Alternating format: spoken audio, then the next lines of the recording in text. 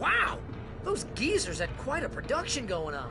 Ooh, you know what, Al? If we make it through this alive, I'm gonna start representing them. Yep, sell this stuff online, maybe get a reality show going, release a new single. Good luck with that, pal. Hey, you find us a way out here, okay? I'm gonna take a closer look at this stuff.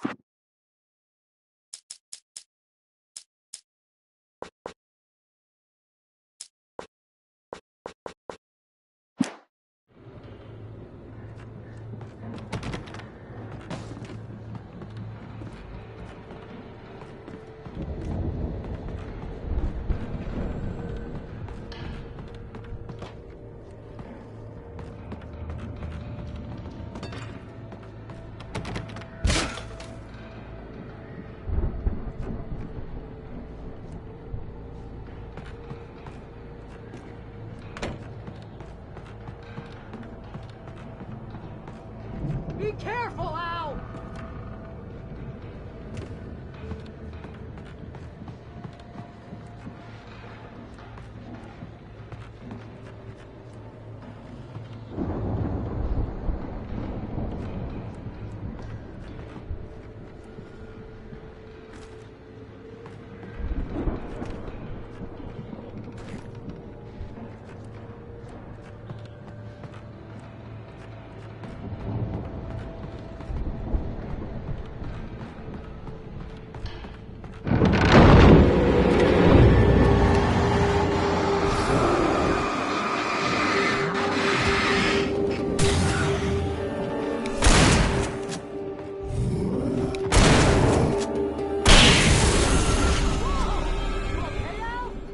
I'm good. Keep your eyes open, okay?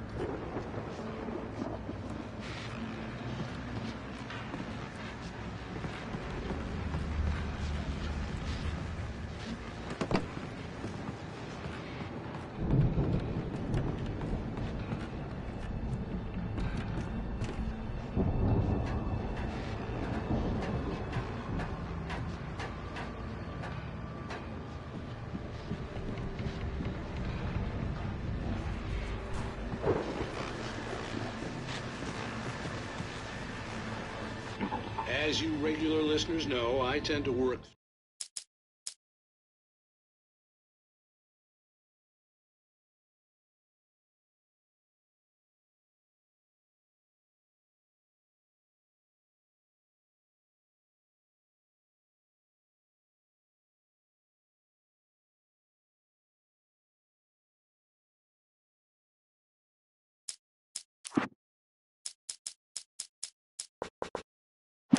through the night, but I'm not the only one. Deputies Mulligan and Thornton are taking a couple of moments off their busy schedule to join me here in the studio. Boys, how busy are you now? Deerfest is almost here, isn't it? I bet that keeps you in business. Pretty busy, yeah.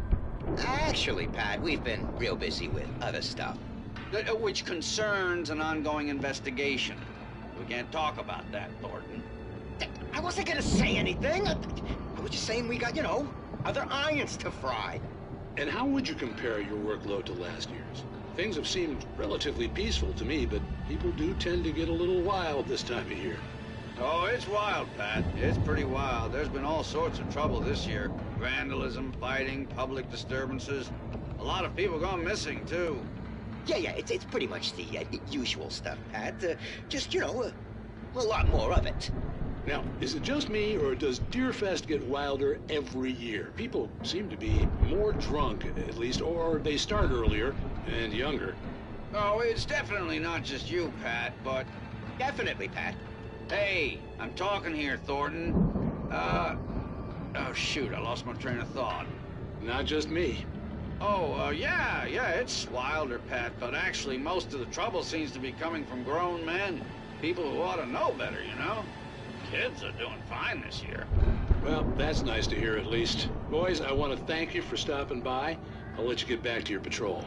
Sure thing, Pat. Yeah, sure thing, Pat.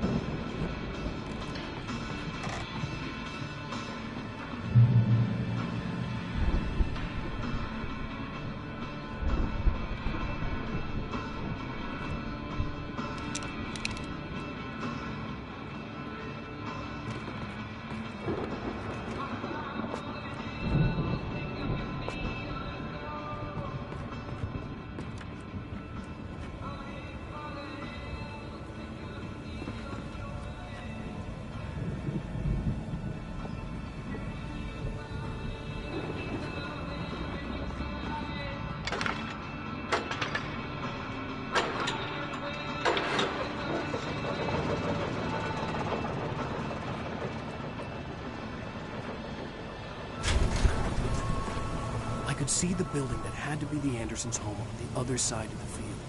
It wasn't far now. I wasn't worried about trusting the ramblings of two burned-out geriatric wrecks. They had the goods.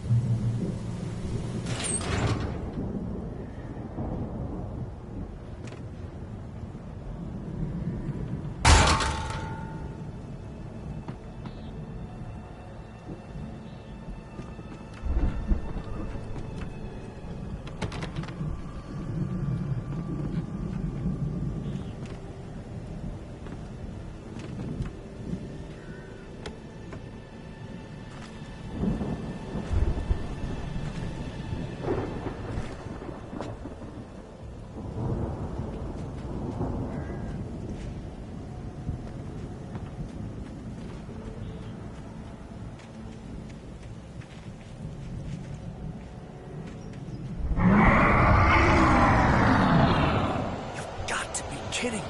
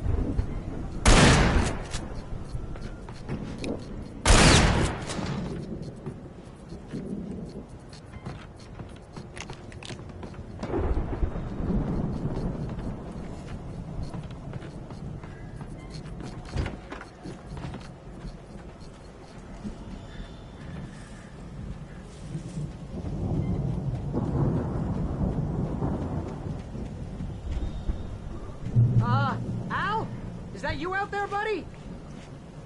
Yeah, it's me. Hang on. Hey, let's go, man.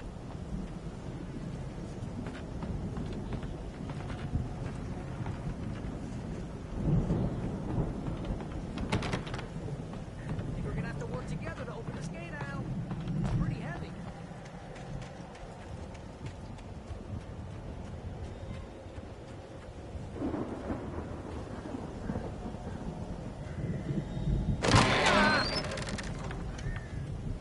Hey, I think that's the farm on the other side of the field. We're almost there. This farm is a crazy place for crazy people. We should feel right at home then.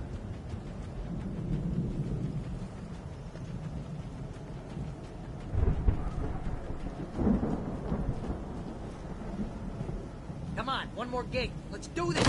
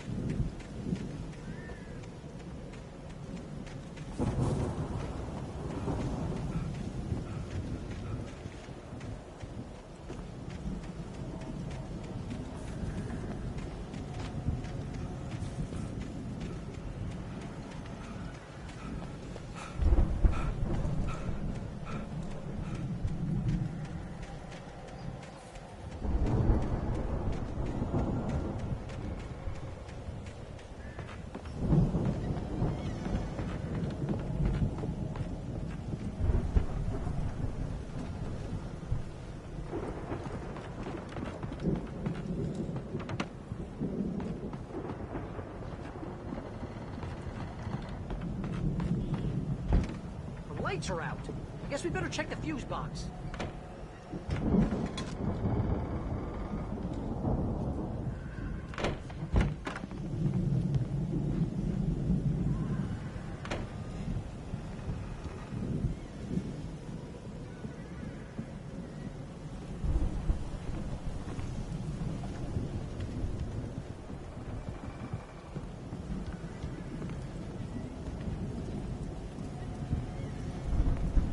Power downstairs was out, but I was sure I could fix that at the fuse box.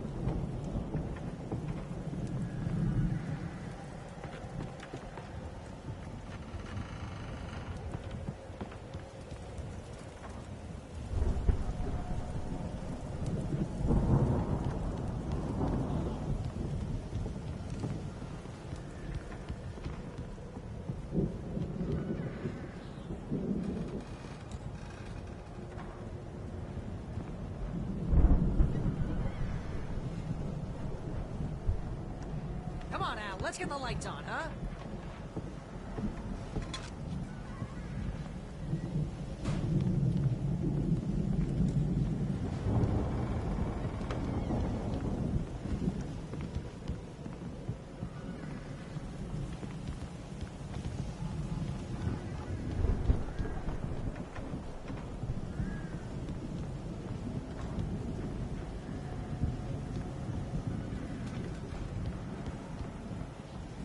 You know, this place looks kind of lived in. I thought the Andersons were in the booby hatch. Yeah, I don't think they keep too close an eye on them at the clinic. They seem to slip away a lot so they can get wasted.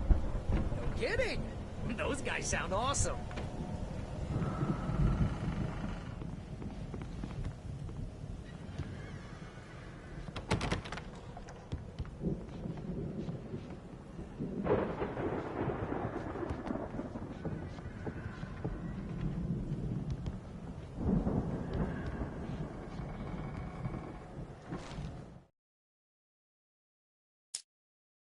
It's 1976. Madness reigns at the Anderson farm.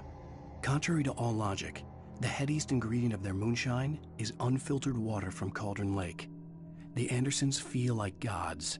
Odin can't stop laughing. He contemplates cutting his eye out. Tor runs across the field, naked, shrieking, hammer in his hand, trying to catch lightning. Their songs have power. Something ancient is stirring in the depths, coming back.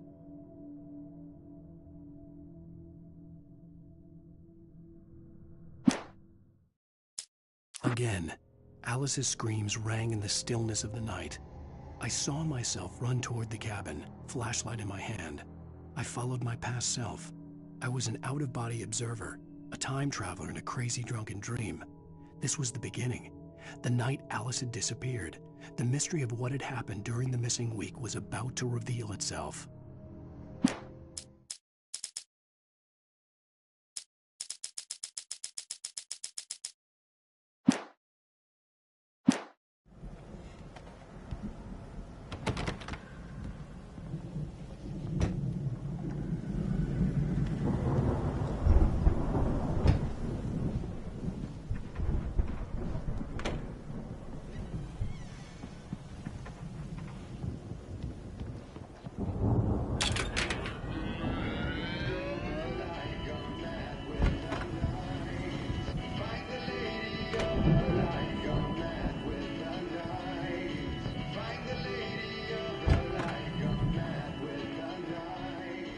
Can you hear that, Al?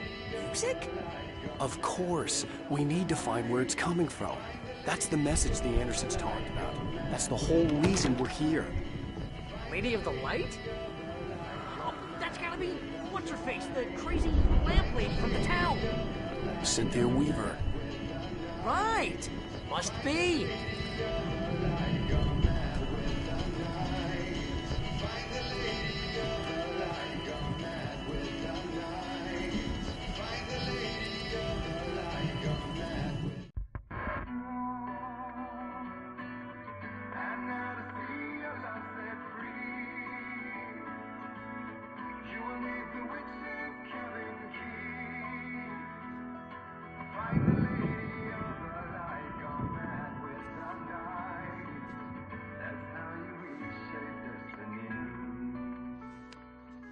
Okay. We need to find Cynthia Weaver. We'll stay here for the night and head back to town as soon as it gets light. Hey, Al. Lots of hours before dawn. Might as well get some rest. And by rest, I mean drunk. Come on, Barry, this is... Yeah, what the hell?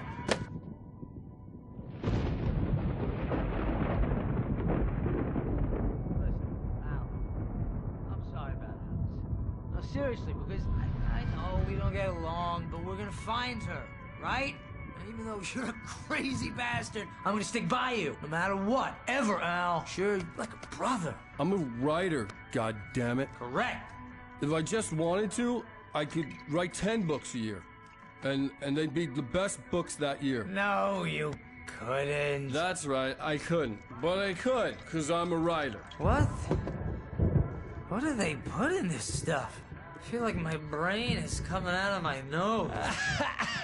I'm gonna get the recipe off those coots and be a booze millionaire. I just miss her, Barry. I just want her here with me. I know, Al. I know. It's gonna be okay. We're gonna make it okay.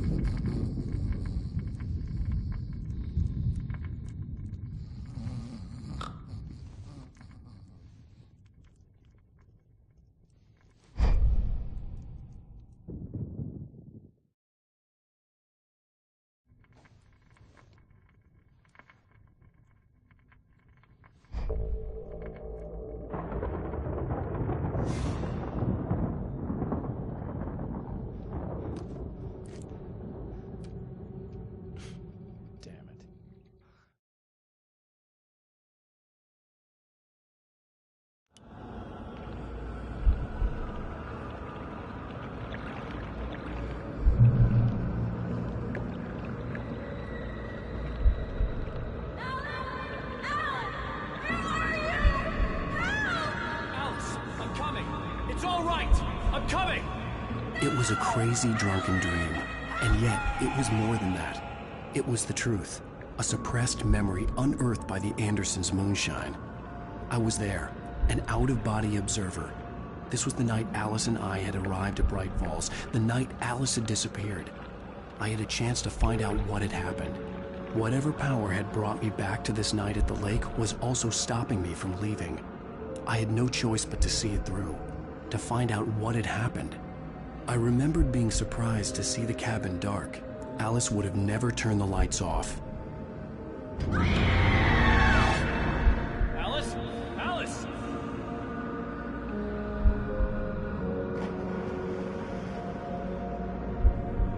I remembered thinking I caught a glimpse of her form underwater, sinking into the darkness. Diving after her was the last vague memory I had of that night. After that, the next thing I could remember was waking up behind the wheel of the crashed car and finding the first pages of the manuscript.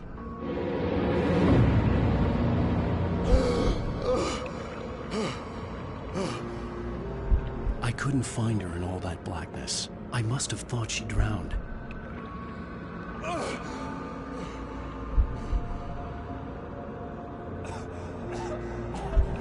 Alice! Jagger had Alice, and so she had me. Alice!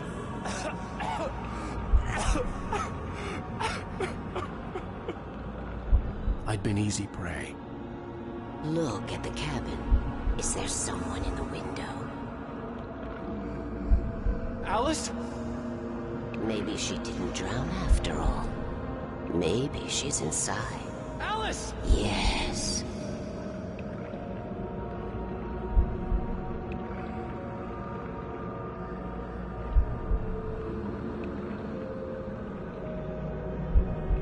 The dark presence had touched me.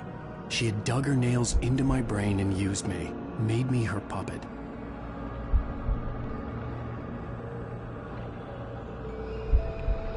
She must be here somewhere.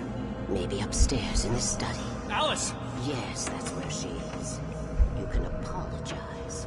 Alice! You laugh at the whole thing together and put it behind you. Alice? She's not here. You were foolish to think so. No, she's dead. She drowned. No, no, no! It's your fault your wife is dead. You are guilty. All she wanted was to help you right. You killed her. Oh, hush. There's still hope. Cauldron Lake is a special place. Here, you have the power to change things. She wanted you to write. I will tell you what to do.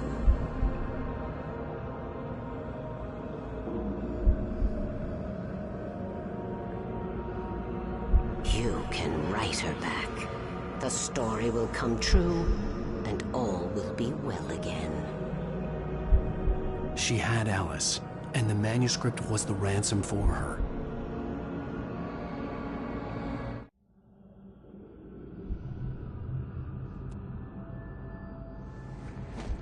Yes. I'll write. I'll fix it. I'll bring her back.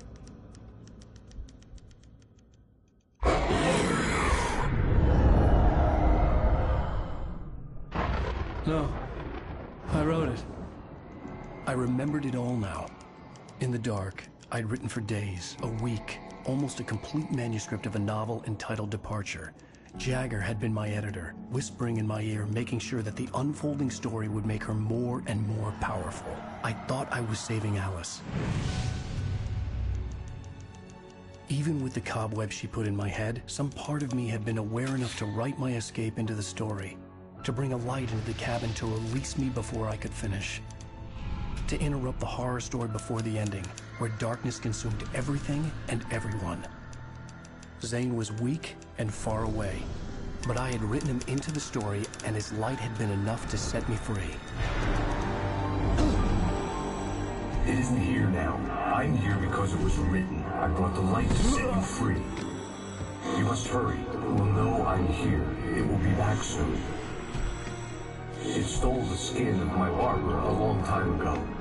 She looks so old.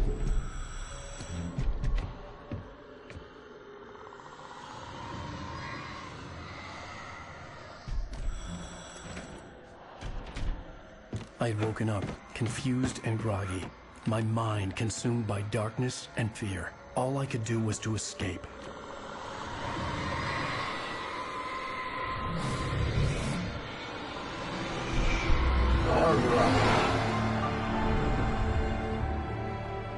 The week spent in the cabin had taken its toll.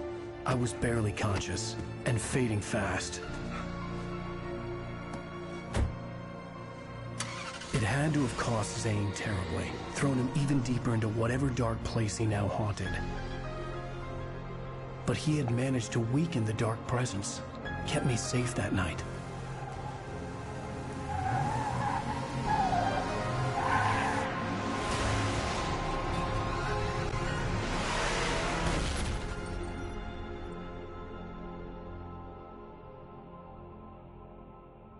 I wrote it. It's my fault.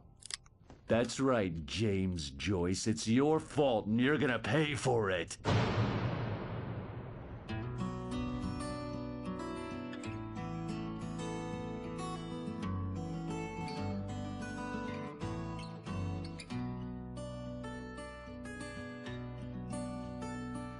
There's an old town road with